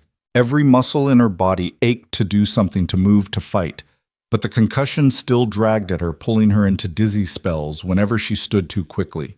She hated the weakness, hated that Ethan's kindness had become both her refuge and her guilt. Ethan moved through the house like a man preparing for a storm that hadn't yet broken. He checked locks, pulled curtains tighter, set a kettle on the stove. But his movements weren't only domestic, they were tactical. He was gauging sight lines, testing hinges, considering escape routes, even as he buttered toast for his daughter. When Lily excused herself to fetch another blanket from upstairs, Rachel whispered, "This can't go on." Surveillance means escalation. The longer they sit there, the closer we are to Briggs knocking again, or worse. Ethan leaned against the counter, arms crossed. His gaze was steady, dark. "You said you needed to send a message." "Yes, but I can't do it from here. The house might already be tapped. Briggs's people could intercept it. I need neutral ground." He thought for a moment, then nodded slowly. "The post office, public computer. Half the town uses it for online orders. Nobody would notice you." Rachel hesitated. "Too visible. If Briggs has watchers inside?" "Then we go smart," Ethan said. His voice carried the quiet authority of a man who'd fixed problems all his life, some with wrenches, some with grit. "I'll go about my day. Folks expect me to. Handyman jobs are cover. You'll walk in like you're picking up mail. Hunter will be with you. Nobody questions him." Rachel's eyes searched his. "And if they do, then we'll improvise," he said simply. Hunter thumped his tail once, as if already signing off on the plan. The walk to town felt like crossing a minefield. Snow squeaked under their boots, the cold biting at every exposed patch of skin. Rachel kept her scarf high around her jaw hat, pulled low. Ethan carried a toolbox, his cover story plain in the way he trudged down the street. Hunter walked pressed to Rachel's side, every step deliberate golden fur bright against the snow. His head swiveled constantly, ears twitching at sounds no human could catch. The sedan pulled away from the curb once they turned onto Main Street. Slow, deliberate. It didn't try to hide itself. "They're letting us know," Rachel muttered, breath clouding the air. "They want us nervous." "They succeeded," Ethan said under his breath, though his stride never faltered. The post office door jingled as they entered. Warmth, fluorescent lights, the faint smell of old envelopes and printer ink. A clerk nodded absently from behind the counter. Rachel moved quickly to the row of public terminals. She sat logged in, her fingers flying over the keyboard with the precision of muscle memory. She typed the coded request, short, clinical, disguised in layers of everyday phrasing that only her bureau contact would recognize. Hunter sat at her feet, gaze locked on the doorway, tail twitching once with every passerby. Ethan loitered near the bulletin board, pretending to read flyers for piano lessons and missing pets. His toolbox rested at his boots, but his eyes flicked constantly, measuring everyone who walked in. The reply came back faster than Rachel expected. Too fast. She opened it, heart pounding. The words chilled her blood.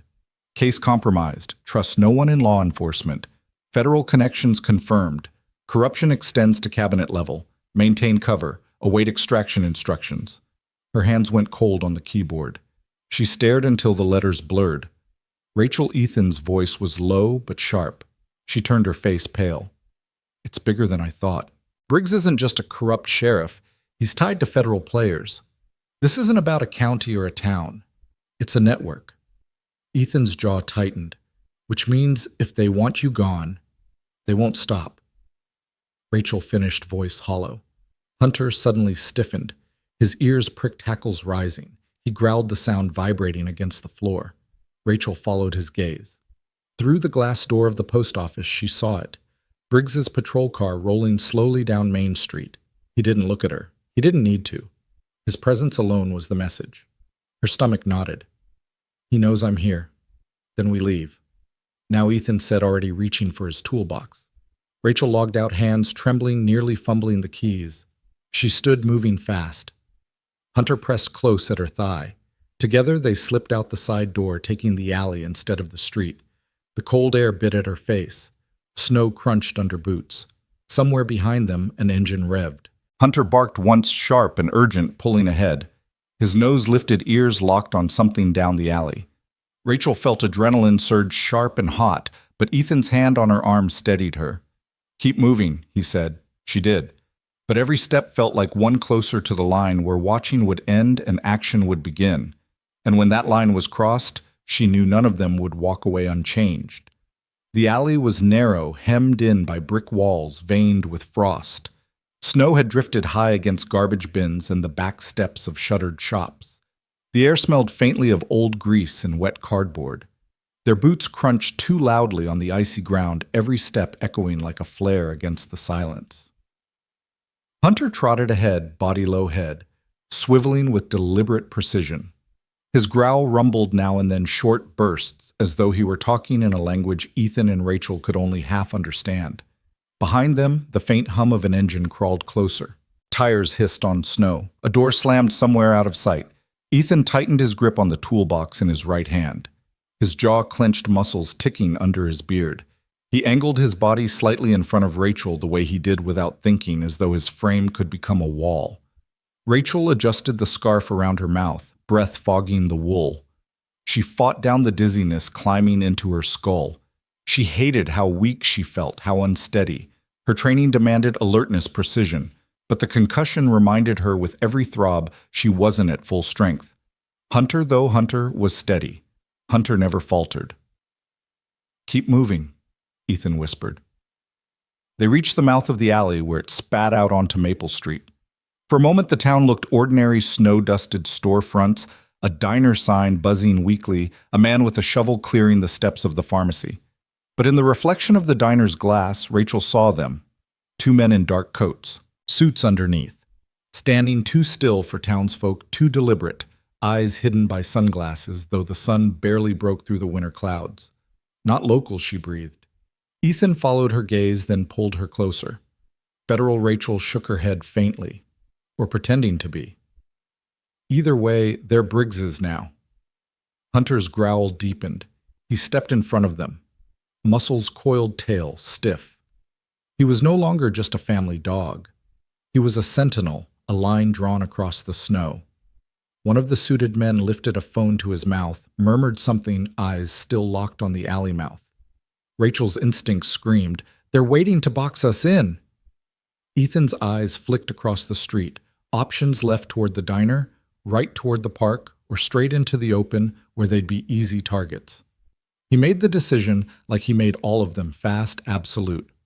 Left, now. They slipped into the diner. The bell over the door jingled, a sound far too cheerful for the storm pressing against them. The smell of bacon grease and burnt coffee hit instantly. A few locals sat hunched over plates, shoulders heavy in winter coats, eyes lifting with idle curiosity. Ethan guided Rachel to a booth in the back where the window faced the alley they had just left. Hunter pressed himself under the table body, wedged tight, still vigilant. A waitress approached, tired but friendly, pencil poised. "What can I get you? 2 coffees, Ethan said quickly. "And a hot chocolate for my girl when she gets here." Rachel blinked at him, confused for half a second, then realized. He was laying cover, making them look like nothing more than a family waiting for a child. The waitress scribbled, nodded, walked away. Rachel leaned in, voice low. "We can't stay long. They'll follow. Briggs already knows." Ethan's eyes were steady, dark. "Then we use the time we've got." She met his gaze, pulse hammering. "For what?" "Tell me what you need," he said. "Tell me what evidence proves this, where it is, what I can get to without painting a target on Lily's back." Rachel's throat went dry. She glanced around diners, hunched over eggs and toast, the cook flipping pancakes in the back. None of them knew the storm swirling just outside. Finally, she whispered, "There's a storage unit just outside town. Everything I've gathered, files, photos, recordings. If Briggs gets to it, it's gone. But if I can pull it, I can send it straight to my bureau contact. That's the only shot we have at proving this isn't just small-town corruption. Ethan's jaw set. Then we get it. Rachel's hand trembled on the table. It's not that simple. They'll be watching it. They already know I came here for something. If I walk in alone, I won't walk out. Then you're not walking in alone, Ethan said. His voice carried no hesitation, only fact. Hunter's tail brushed against Rachel's shin, deliberate, reassuring. She looked down, saw those amber eyes locked on hers. For the first time since Denver, since the attack, since the snow, Rachel felt something she hadn't let herself feel in months. Not safety. That was too much to ask. But alignment. She wasn't fighting alone anymore. The coffees arrived. Steam curled into the cold air. Ethan wrapped his hands around the mug, though he didn't drink. Rachel did, letting the bitter liquid anchor her. Through the window, she saw the sedan crawl past. Slow. Watching. Waiting. Her heart kicked hard. She glanced at Ethan. He didn't move. He just held her gaze steady as stone until the car slid out of sight. The diner hummed with ordinary noise, knives scraping plates, the hiss of a grill, a child laughing near the counter. But beneath it, Rachel felt the drumbeat of something larger. The next move had to be theirs, and when they made it, there would be no turning back. The coffees went cold before either of them took more than a few sips. Rachel sat with her fingers curled around the mug eyes, fixed on the steam that had thinned into nothing. Her body was still, but her mind spun in tight, dangerous circles. The storage unit loomed in her thoughts like a locked vault, one holding the kind of proof that could expose Briggs for what he was, or destroy her if it was taken first. Ethan leaned back in the booth, shoulders filling the narrow space. His toolbox rested against his boots, ordinary and inconspicuous, yet his hand never strayed far from its handle. Every so often, his eyes flicked toward the window, toward the street beyond, where shadows moved in ways too calculated to be natural. Hunter shifted under the table, his warm body pressed against Rachel's legs, a steady weight that anchored her to the moment. His ears twitched at every sound, the clink of forks, the jingle of the diner's door, the slow drag of boots on linoleum. "You're pale," Ethan said quietly, breaking the silence. Head still pounding, Rachel nodded. "It's better than yesterday, but I'd be lying if I said I could run at full speed if things went south." His jaw tightened. "Then I'll run for you." Her eyes snapped to his. For a moment, words caught in her throat. No one had said something like that to her in years, not as a line, not as a shield, but as a promise. "Ethan," she began, but he shook his head. "Don't argue. Lily comes first, but you're under this roof now, which means you're mine to protect." The conviction in his voice startled her more than the words themselves. She looked away toward the window, blinking against the sting in her eyes. At the counter, the waitress poured coffee for a pair of truckers, her laugh thin but genuine. The world outside their booth went on spinning, oblivious to the storm gathering just beyond the glass. Rachel lowered her voice. "The unit's on Route 6, just past the lumber yard. Number 42. I rented it under a false name, but Briggs has eyes everywhere. If they've traced it, it won't stay hidden much longer." Ethan leaned forward, forearms braced on the table. "What's inside everything?" Rachel whispered. "Files copied from county servers. Photos of missing case files. A thumb drive with audio. Enough to bury him if it doesn't bury me first." Hunter gave a low growl. His amber eyes tracked the window as though the dog understood the weight of every syllable. Ethan followed the retriever's gaze. Across the street, the black sedan idled again, exhaust pluming into the air. The same car, the same watchers. Patient, relentless. "Then we move tonight," Ethan said, his voice final. "Dark gives us cover, snow muffles sound. We get in, grab what you need, get out." Rachel hesitated. "And if they're waiting, then Hunter shows us first," he answered, eyes steady. He hasn't been wrong yet. Her lips parted, but before she could respond, the diner's bell jingled. Sheriff Briggs stepped inside. Snow clung to his coat, his hat brim dripping. He brushed it off slowly, deliberately, as though every motion were a performance. His pale eyes scanned the room once. They landed on Rachel, then Ethan, then dipped to the booth, where Hunter's golden fur was just visible beneath the table. The sheriff smiled. Well, Briggs drawled, sliding his gloves off finger by finger. A family breakfast. How wholesome. Rachel's pulse spiked. She forced her expression calm, though her body tensed like a coiled spring. Ethan's hand slid casually toward the toolbox at his feet. Briggs strode closer, boots heavy on the linoleum. Diners watched, some curious, some wary, none willing to intervene. His presence filled the space the way a storm cloud fills the horizon, looming inevitable. He stopped at their booth, eyes cutting into Rachel. "Detective Moore, you're looking better. Amazing how quickly people bounce back when they've got the right company." His gaze flicked to Ethan, then to Hunter, whose growl was rising like a storm under his breath. Rachel kept her voice steady. "Sheriff." Briggs leaned closer, resting his palms flat on the table. "See, I've been thinking. A Denver detective showing up half dead in my county doesn't sit right. Makes me wonder who you talked to, what you saw before you went off that road." Ethan's voice cut in calm but edged with steel. "She said she doesn't remember." Briggs turned his head slowly, studying Ethan with a smile that didn't touch his eyes. "And you believe that I believe she almost died in the snow," Ethan said evenly. "And my dog saved her. That's all that matters." Briggs chuckled, low and cold. "Funny thing, Faith. Dangerous thing, too." Hunter surged, then head-lifting teeth flashing in silent warning.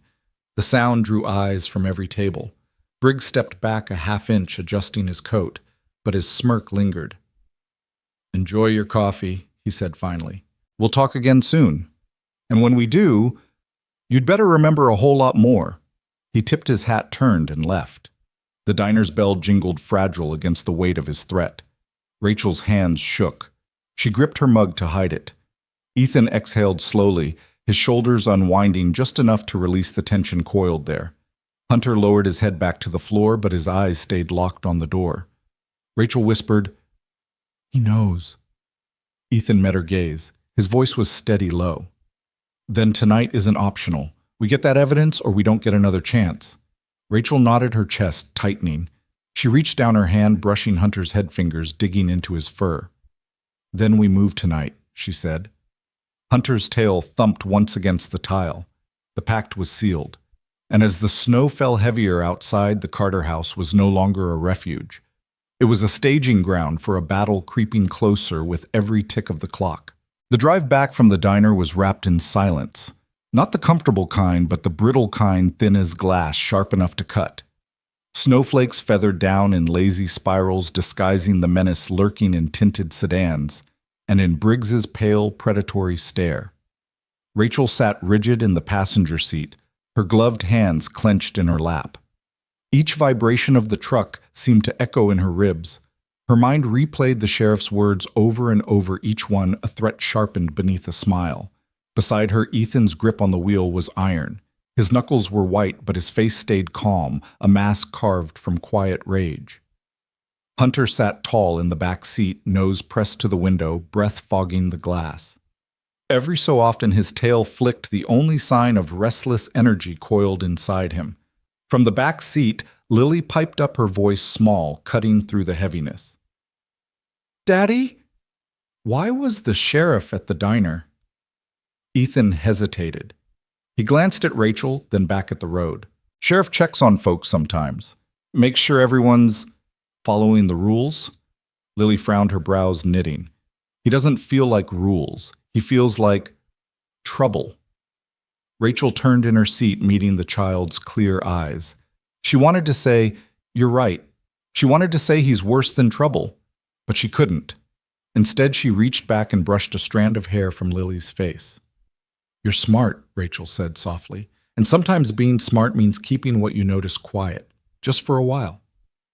Lily nodded solemnly as though accepting a secret mission. Hunter nudged her arm with his nose, sealing the pact. Back at the Carter house, snow had begun to pile along the fence line, muffling the street beyond. Ethan parked the truck and ushered everyone inside quickly. Curtains were drawn, lights kept low.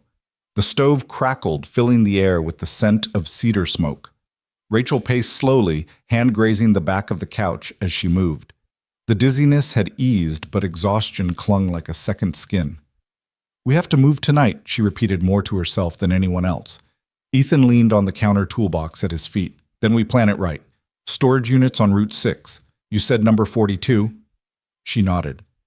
Second row, left side. Blue door. Hunter circled the room once restless before planting himself at the front window. His ears twitched, his body tense. Watching. Always watching. Lily set her crayons on the table, looking up at the adults with a frown far too serious for her age. Are we in danger? The room froze. Ethan crouched beside her, his large hands resting gently on her small shoulders. We're careful, he said. That's different than danger. But yes, we have to be smart. Tonight you stay with Mrs. Patterson down the street. She'll keep you safe. Lily shook her head, eyes wide. No, I want to stay with you. Rachel knelt too, ignoring the throbbing in her skull.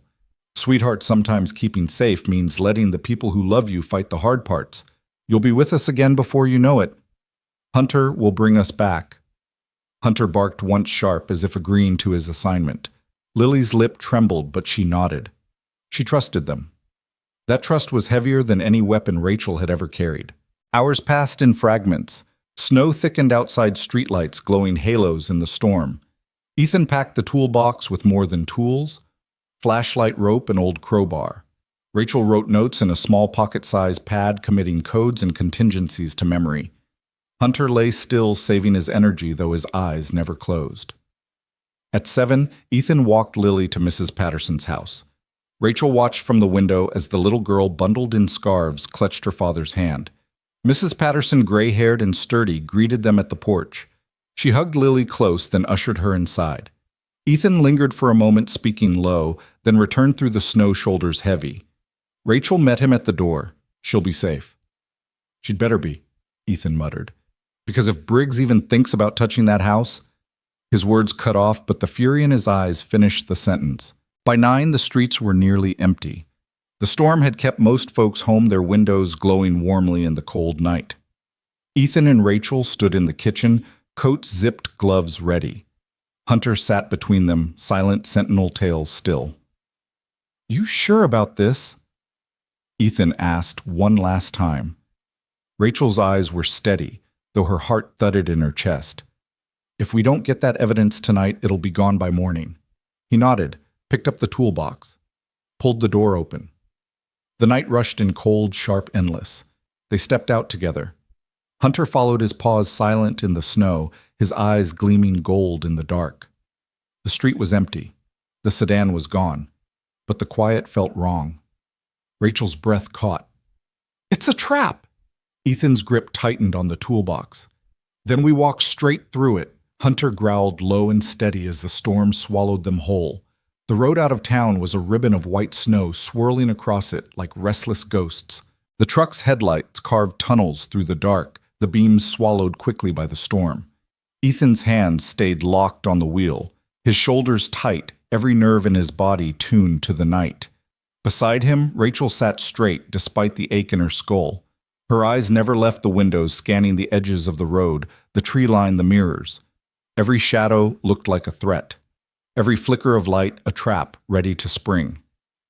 Hunter sat between them on the bench seat, pressed close, his nose twitching at scents that no human could catch. Every so often he gave a low whine, the kind he only made when his instincts screamed louder than reason. Ethan glanced at him once. He doesn't like this. Rachel's lips pressed thin. Neither do I. They didn't speak again until the outskirts of town disappeared behind them, swallowed by snow and distance. The lumberyard loomed ahead, its chain-link fence topped with ice, the skeletal shapes of stacked timber frozen into stillness. Beyond it, the row of storage units sat in darkness, a neat line of blue doors half buried in drifts. Ethan pulled the truck into the shadow of an abandoned maintenance shed. He killed the engine. Silence fell, broken only by the whisper of wind and Hunter's steady breathing. Rachel stared at the row of units, her heart thudded. Number 42. Left side, second row. Ethan reached behind the seat, pulling out the crowbar. He handed her the flashlight. Stay behind me. Her jaw tightened. I'm not helpless. I didn't say you were, he answered, voice flat but steady. But you're concussed, and I promised Lily I'd bring you back. That means I take the front. Hunter's tail gave one sharp thump as though sealing the argument. Rachel swallowed, then nodded. Fine. But if we get inside, I'm the one who opens it. I know what I left what to grab. They stepped into the storm. Snow crunched under boots, biting wind clawing at their faces. The beam of the flashlight cut through the darkness in a trembling line, landing on rows of doors, numbers painted white and streaked with rust. Hunter led Paws silent, his golden coat glowing faintly against the night. His body was tense, ears flicking back and forth. 39, 40, 41. Rachel counted under her breath. Her gloved fingers trembled around the flashlight. There. Unit 42. Blue door. Lock frozen stiff with ice. Ethan knelt, crowbar poised. He pried once, twice, metal groaning under the force. Finally, the lock snapped, clattering against the snow. Hunter growled, deep, urgent. Rachel spun flashlight, sweeping across the dark. For a heartbeat, there was nothing. Only trees, only snow. Then headlights. Two beams flared at the far end of the lot. A car engine roared, cutting through the storm. Inside now, Ethan barked. Rachel yanked the door up the metal, shrieking against its frozen track. Inside the unit, the air was stale cold, smelling faintly of dust and oil. Boxes stacked high. A metal shelf. A duffel bag she recognized instantly. She lunged for it, grabbing the strap. This one, Ethan grabbed her arm, pulling her deeper inside as Hunter darted in last, the dog's body low, hackles raised. Ethan slammed the door down just as another set of headlights swept across the lot. The unit plunged into darkness. Rachel's breath came ragged, the sound loud in the confined space. Ethan pressed a finger to his lips. Outside, tires crunched. Car doors slammed. Voices carried faintly through the storm. Check them all. She has to be here. Hunter pressed close to Rachel, his body rigid, ears straining toward the door. His growl was silent this time, only the vibration of muscle against her leg. Rachel clutched the duffel, heart hammering. She whispered so low she barely heard herself. They know. Ethan's voice was a ghost in the dark. Then we wait. We don't move until they pass. The footsteps came closer, heavy, boots on ice. Stopped, right outside their door. Rachel's throat locked. Her pulse thundered in her ears. Hunter froze like a statue, not even breathing, as though he knew silence was survival. The voice outside was muffled but clear enough. This one looks fresh. Lock's broken. Another voice answered, rough, certain. Briggs'll want eyes on it. Rachel's blood went cold. Ethan tightened his grip on the crowbar. His body coiled ready. But Hunter shifted, moving in front of them both, his body, a barrier, amber eyes burning in the dark. The footsteps lingered, then moved on. 1 second, 2, 10. Ethan exhaled slowly, the sound barely audible. Rachel's knees nearly buckled in relief. She pressed her forehead against the cold metal of the shelf, eyes squeezed shut. But she knew. This wasn't over. They had the evidence. Yes, but they were trapped. And sooner or later the storm outside would break down the thin door between them and the men waiting to erase them. The storage unit was black as a cave, the kind of darkness that seemed to breathe. Rachel's flashlight was off, tucked against her chest, every instinct screaming not to give away their position. Her breath came in shallow bursts, each one loud in the confined space. Ethan crouched beside her crowbar, gripped tight, his broad frame blocking half the cold air that seeped under the door. Hunter stood in front of them both, body braced, silent but ready, the golden fur along his spine rising like a mane. The voices outside grew sharper. This rose clear. No, check the ones with ice broken off the locks. Rachel's chest constricted. They were seconds away from being found. She pressed her lips to Ethan's ear, whispering so low she barely made sound. If they open this door, don't fight. Too many. They'll kill us. Ethan shook his head once. I don't let strangers decide what happens to Lily's father, or her future. Before Rachel could argue, Hunter gave a soft, deliberate whine. Not panic, a signal. He turned, pressed his nose against the back wall of the unit, then looked at Ethan expectantly. Ethan frowned, ran his hand along the metal. Found a seam. A panel slightly bent. Old maintenance hatch. Leads to the drainage ditch. Rachel's heart jolted. Can we fit Hunter pressed against the panel claws, scraping? It shifted just enough to show a sliver of snow beyond. "Yes," Ethan said, "but fast." The boots outside stopped again, right in front of their door.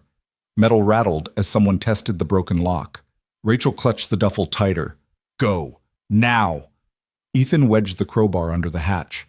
With one hard shove, it gave clanging faintly before spilling snow into the unit. Cold air rushed in. Hunter darted through, first his body vanishing into the white. Rachel shoved the duffel out, then crawled on hands and knees, biting back a groan as pain throbbed in her skull. Snow soaked her gloves, scraped her knees, but she forced herself through. Ethan came last, dragging the hatch shut behind him, just as the storage door screeched upward with a metallic wail. "Empty," a voice barked. Rachel froze in the ditch, pressed against the snowbank. She dared not breathe. Hunter lay low beside her, tail stiff, body pointed toward the road like a compass. Ethan slid in silently, crouching close, his chest heaving from the effort. They moved in a crawl, following the ditch as it curved behind the row of units. Above them, flashlights swept across the snow, voices overlapping in frustration. "She was here. That lock was broken. Check the tracks." Rachel's pulse slammed against her ribs. The ditch was filled with churned snow. Their prints would give them away in seconds. But Hunter, clever as ever, bounded forward, suddenly weaving through drifts in looping patterns. He backtracked, doubled over, scuffed the snow with his paws until the ditch looked like nothing but chaos. The men's shouts grew louder, but confusion laced through them. "Can't tell where the hell they went. They couldn't have vanished. Briggs isn't going to like this." Rachel pressed her face into her scarf, whispering to herself. "Good boy. Good boy." Hunter returned, pressed his warm body against her side. His breath fogged the night air, his eyes gleaming with something more than instinct. It felt like understanding. Ethan pointed ahead. The ditch spilled out toward the tree line, where the forest pressed close, dark and thick. "We make for the woods. They can't follow tracks once the snow comes down heavier." Rachel nodded, clutching the duffel so tight her knuckles ached. Together they crawled, then rose into a run when the ditch opened enough. Snow stung their faces, branches clawed at coats, but they pushed deeper into the trees. Behind them, engines roared to life. Headlights sliced across the lot, sweeping in furious arcs. But the forest swallowed them quickly, shadows closing in around the trio as they plunged deeper. Finally, Ethan slowed, pulling Rachel into the shelter of a pine grove. He leaned against the trunk chest, heaving steam curling from his breath. Hunter paced once, then settled, ears swiveling as he scanned the night. Rachel bent over, clutching her knees, heart racing so fast it felt like it might burst. The duffel strap dug into her shoulder, but relief never came. Only the truth of what they carried. Inside this bag was everything Briggs feared.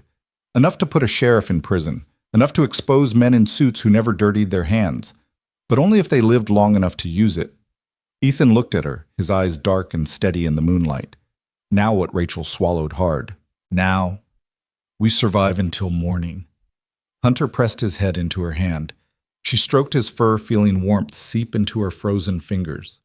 For a moment, standing in that forest with snow muffling the chaos behind them, she believed they might. But then, faint and distant, a helicopter's blades began to thrum across the night. The storm was no longer just on the ground. It was coming from above. The thrum of rotor blades rolled across the treetops, low and heavy, as though the night itself had grown a heartbeat. Snow shook from branches in small avalanches, dusting Ethan's shoulders and Rachel's hat. The sound was getting closer. Rachel froze, eyes lifted to the strip of sky barely visible through the canopy. Her mind flashed to Denver, to operations she'd studied, surveillance teams, rapid extractions, covert pursuit. But this wasn't an ally coming. This was the same machine of power that wanted her silenced, bearing down on a Montana forest like a hawk on prey. Hunter pressed closer to her, leg muscles trembling with alertness. His ears flattened, nose lifted toward the wind. A warning. Ethan's voice was a whisper edged with urgency. "They're sweeping the woods. We can't stay still." Rachel adjusted the duffel on her shoulder. The strap dug into her collarbone, a physical reminder of the burden she carried. "If we break cover, they'll see us. Thermal scans can cut right through this storm." Ethan's eyes narrowed. "Then we give them more than one heat signature to chase." Rachel frowned, catching his meaning. "Decoys." He nodded. "Hunter and I take one direction. You take another. Meet at the old mining camp in 2 hours. If they follow me, you stay clear with the evidence." If they follow you. No. Rachel cut in sharply. Her voice cracked louder than she intended, making Hunter's ears flick. She swallowed, lowered it. We're not splitting. If they catch you, Lily loses her father. If they catch me, the case dies with me. Either way, they win. For a long second, only the wind answered. Then Ethan's jaw tightened. So what's the move? Rachel's eyes darted through the trees, searching. The snow had thickened flakes spiraling down in sheets, muting the world into shifting white. Visibility was collapsing. We use the storm. Keep under cover until it blinds their sensors. Then move. Hunter gave a short bark as if in agreement. He bounded forward a few paces, then stopped, looking back at them, tail stiff. He had chosen a direction north, deeper into the forest where the terrain sloped downward toward the river. Trust him, Ethan said simply. Rachel did. They ran. Snow clawed at their legs, branches whipped against coats. The duffel thumped heavy against Rachel's side. The storm swallowed their sounds, but the helicopter still loomed, blades pounding overhead, sweeping beams of light slicing through the whiteout in desperate arcs. Hunter led, weaving through trees with uncanny precision, always finding the clearest path, pausing only long enough to glance back to ensure they followed. His golden coat blurred into the snow, but his eyes gleamed when the searchlight skimmed past. Rachel stumbled. Once knees buckling, but Ethan's hand caught her elbow, hauling her upright without breaking stride. Don't stop, he urged, voice ragged from the cold. Her lungs burned. Each breath tasted of ice and metal, but she pushed forward. Because stopping meant capture. Stopping meant Briggs won. They broke through the trees into a shallow ravine. The wind howled louder here, funneled through the natural cut. Hunter leapt down first, paws sinking deep, then scrambled up the other side. Rachel slid after him, nearly losing her footing. Ethan was behind her, instantly steadying her with a firm grip at her waist. His body shielded her as the helicopter's searchlight skimmed the ravine. They froze, pressed against the banked snow, biting into their skin as the light lingered, then shifted away. Ethan's breath was hot against her ear. Go. Now. They scrambled up the far side, Hunter already waiting, ears pricked, body angled toward the north again. Minutes bled into an hour. The forest grew denser, the storm heavier. The helicopter faded, then returned, then faded again. A game of cat and mouse played out in the blizzard. At last, through the curtain of snow, Rachel saw it. The mining camp. Weathered wooden buildings leaned against time roofs caved in by storms past. Rusted equipment littered the clearing, skeletal reminders of lives once lived and abandoned. Ethan slowed, chest-heaving toolbox, still clutched tight.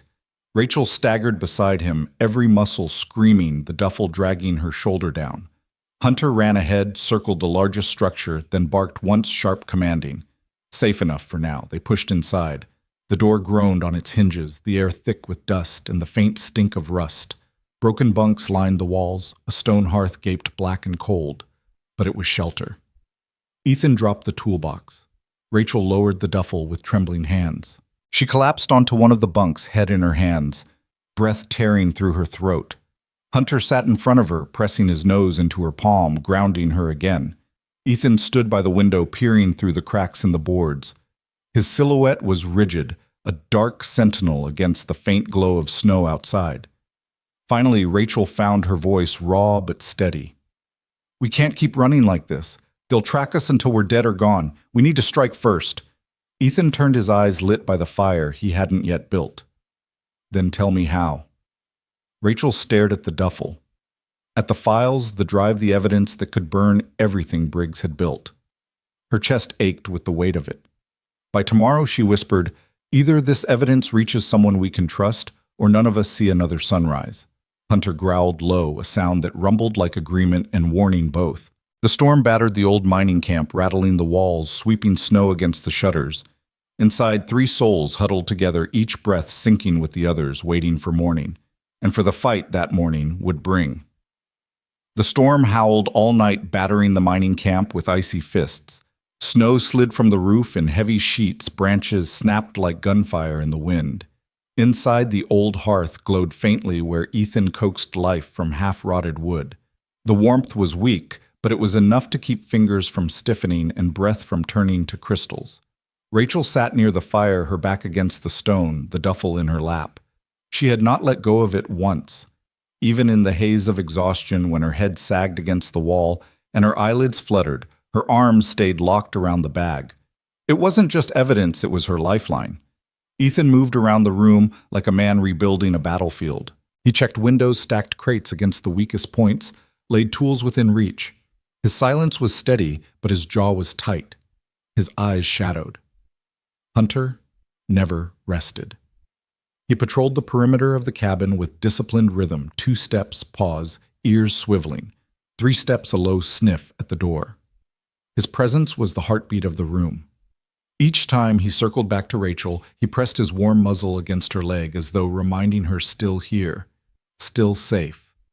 At dawn the storm eased. The wind fell to a whistle, snow tapering into thin flurries. The forest emerged again, dark pines, heavy with white branches sagging the world, muffled under a new layer of silence.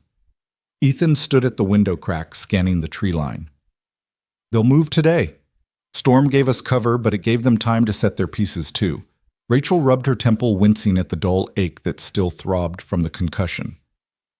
Then we move before they do. She unzipped the duffel, pulling out folders wrapped in plastic, a thumb drive, sealed tight photos clipped together. Evidence. Hard proof of the sheriff's corruption enough to ripple far beyond Millbrook County. Ethan studied the pile. How do you plan to get it out? Rachel's voice was quiet, but certain.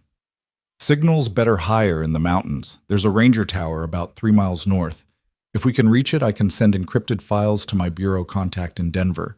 If she's still clean, she'll know what to do. And if she's not, Ethan asked. Rachel's fingers tightened on the files. Then, at least the truth is loose. Someone will see it. Ethan nodded once. 3 miles. In this snow. With them hunting. He looked down at Hunter, who had lifted his head at the word hunting. The dog's amber eyes gleamed in the firelight, steady, unflinching. We'll trust him to find the path. They set out mid-morning. Snow crunched under boots, deep and heavy, each step a drag through white resistance. Rachel carried the duffel strapped across her chest. Ethan hauled the toolbox on one shoulder, crowbar in his hand. Hunter ran ahead, bounding through drifts, tail high, cutting trails that curved away from open spaces and kept to shadow. The forest was too quiet. Rachel's instincts screamed. Every branch creak sounded like a bootstep. Every shadow looked like a man with a gun. She kept glancing back, certain eyes were drilling into her spine. Hunter stopped suddenly, his body stiffened tail, straight ears locked forward. He let out a low, guttural growl. Ethan froze. What is it, boy? Rachel followed Hunter's gaze. Through the trees, faint but visible, a thin ribbon of smoke curled into the gray sky. Campfire, she whispered. Too close. Too fresh. Ethan's jaw clenched. Not hikers. Not in this storm. Hunter growled again, shifting his body in front of Rachel instinctively. Backtrack, Ethan asked. Rachel shook her head. No time. They'll box us in. We cut east toward the riverbed. It'll throw off the tracks. Hunter barked once sharp and darted east without waiting for approval. They followed. The ground sloped slick with ice. Rachel nearly fell, but Ethan's hand clamped her arm, steadying her. Careful. Her heart hammered. I hate needing you to do that. Then hate me later, he said, eyes scanning the woods. Right now we run. They reached the frozen riverbed. Snow masked most of the ice, but the surface was solid enough to carry them. Their footprints vanished into the sheen, erasing their trail. Hunter trotted ahead, nose low, tail stiff. Rachel dared a glance back. Through the pines, dark figures moved 3, maybe 4. Black coats, rifles slung across shoulders. They're close, she hissed. Ethan's eyes flickered toward her, then back to the path. Then we're closer to that tower. They pushed harder, boots slipping on ice breath ragged in the thin, cold air. The river curved, funneled between cliffs. The sound of blades returned faint, then louder. The helicopter. Rachel's stomach lurched. They're driving us into a trap, Hunter barked furiously, turning in circles, nose snapping upward at the sky. Then, without hesitation, he darted toward a narrow cut in the cliffside, a path invisible until you were nearly upon it. Hunter's call, Ethan said. Go! They followed him into the slit of rock snow, scraping their coats' branches, clawing at their faces. The sound of the helicopter muffled as the walls closed around them. Behind the river stretched empty, their pursuers pausing, confused by the vanished trail. Rachel clutched the duffel tighter. Her voice was hoarse but fierce. "That dog just saved us again." Ethan looked at Hunter with something close to awe. Lisa always said he'd know more than we did. I should have believed her sooner. The narrow path opened into a sheltered clearing, the ranger tower's silhouette faint against the horizon, skeletal and tall above the tree line. Rachel's chest tightened with relief and dread. They were close, but close meant visible. Ethan caught her glance. "We make a stand if we have to." Hunter's growl rumbled low as though agreeing. Snow stung their faces. The tower loomed nearer, and with it the certainty that the storm was about to break. The ranger tower loomed out of the storm like the skeleton of some ancient giant steel girders iced over wooden steps rising into the sky, the cabin at its top swaying faintly in the wind. Snow crusted the structure, clinging to rails, frosting the windows until they gleamed white. Rachel's breath came fast, pluming into the air as she tilted her head back. "If I can get to the top, the signal should reach Denver. I can push everything through." She tapped the duffel at her chest, the weight of it heavy as chains. Ethan's eyes scanned the tree line. His voice was low, gravelly. "And if they see us before then?" Rachel met his gaze. The answer didn't need words. They both knew. Hunter bounded a few steps forward, then froze. His body stiffened, hackles up. A growl bubbled low in his throat. His head turned sharply left, then right, nose testing the wind. "They're here," Rachel whispered. From the trees, dark figures emerged. Black coats. Rifles glinting faintly under the dull light. Silent. Precise. 4 men to the left, 3 to the right. Their boots crunched the snow in rhythm like soldiers who had rehearsed this moment. Ethan stepped in front of Rachel, instinctively, toolbox in one hand, crowbar in the other.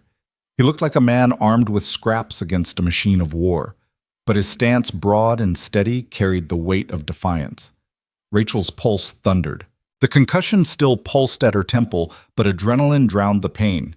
She shifted the duffel strap across her shoulder, ready to run for the tower if even a sliver of chance appeared. The helicopter's thrum returned sweeping low over the trees. Snow exploded in swirling clouds as the beam of its spotlight slashed across the clearing, pinning them in cold brilliance. A voice boomed from a megaphone distorted by the rotor wash. "Detective Moore, drop the bag. Step away from the civilians. This ends now." Rachel's chest tightened. The voice wasn't Briggs's. It was federal-trained commanding, calculated. But her contact's warning rang in her ears like a siren. "Trust no one in law enforcement." Ethan's hand brushed her arm. "They're not here to help." She nodded once, heart hammering. Hunter barked furiously, bounding in front of them both, his body angled toward the advancing men. His teeth flashed his growl so fierce it reverberated in the frozen air. Rachel whispered, "We can't win a firefight." Ethan's jaw flexed. "Then we don't fight their way." He glanced at Hunter, then at the duffel. "You get to that tower, upload everything. Hunter and I will hold them long enough." Rachel's throat closed. "No." "If you stay, Rachel—" He cut in his voice, a blade through the chaos. "Lily needs you to finish this. She needs me to keep them off you. That's how this ends." The men tightened, their formation rifles raised. Snow sprayed as they stepped into the clearing. Rachel's eyes burned. She wanted to argue, to refuse, but Hunter barked again, sharp and insistent, turning toward the tower, amber eyes blazing as if he understood the command already. Ethan stepped forward. Crowbar in hand, broad shoulders squared. "Go," he ordered. Rachel turned, heart tearing in her chest, and sprinted for the tower. Hunter raced at her side, bounding ahead, guiding her to the base of the icy stairs. Shouts erupted behind. Gunfire cracked. Bullets bit into the snow, spraying white powder across her legs. She stumbled, caught herself, clung to the rail. Her boots pounded the steps, one after another, lungs burning as she climbed higher and higher. Hunter stayed just below her, snarling down at the men who tried to follow. Twice he leapt, teeth flashing, forcing them back. His growls were a wall, his body a barricade. Rachel burst into the cabin at the top. Wind tore through the cracked windows.